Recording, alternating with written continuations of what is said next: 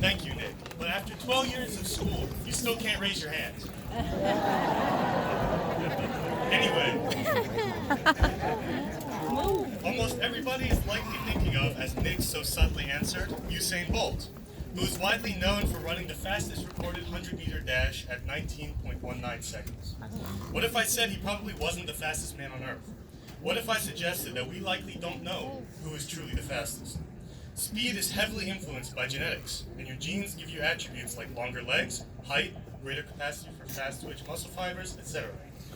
The likelihood that out of the nearly 8 billion people on Earth, Usain Bolt is the one whose genes are most ideal for speed is next to zero. What made Usain Bolt the fastest man in the world wasn't simply the high capacity for speed based on his genes, but his willingness to work to unlock that potential. In order to truly be successful, we have to learn that talent or natural ability alone will never be sheer grit and determination.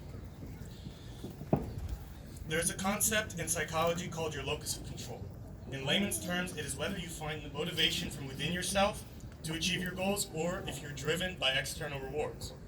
Studies show that having motivation stemming from within yourself, not based on material awards or social rewards, is the key to success and achievement.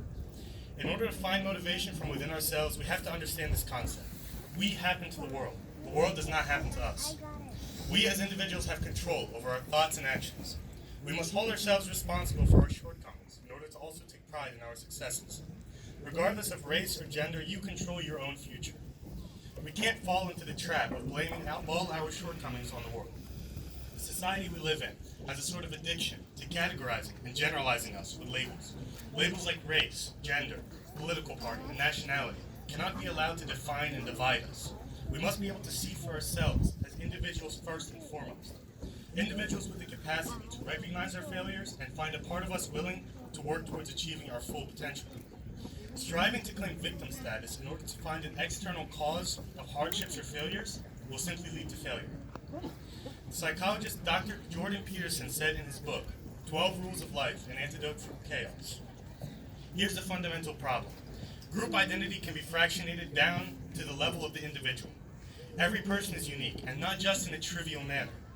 Importantly, significantly, meaningfully unique. Group membership cannot capture that variability, period. Your identity is not your group's identity, but your own unique identity. Referring back to Usain Bolt, the real fastest person on Earth could very well be somebody unmotivated in running and unwilling to work, and therefore unrealizing that they have this potential. The ability to realize our full potential is not something we recognize enough. We take for granted the opportunities we as Americans have the ability to pursue. Every day I thank God for how I ended up being raised in America. About 21 years ago, my dad applied for the visa lottery in Egypt. 1 year later, he won it. A year after that, my dad had brought my mom and moved to America. I was born here in Europe. This country gave me the opportunity to speak and therefore think freely. A right that unfortunately not every country protects for its people.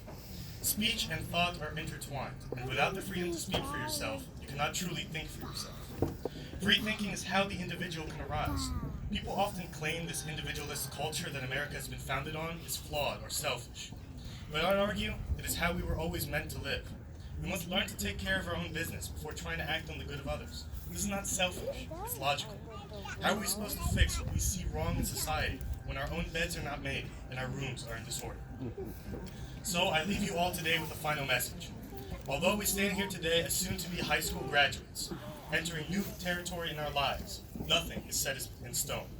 Every single individual present here has the potential to be whatever they want to be, but only if they choose to see themselves as separate individuals, not as pawns in the game of group politics. Thank you, and God bless.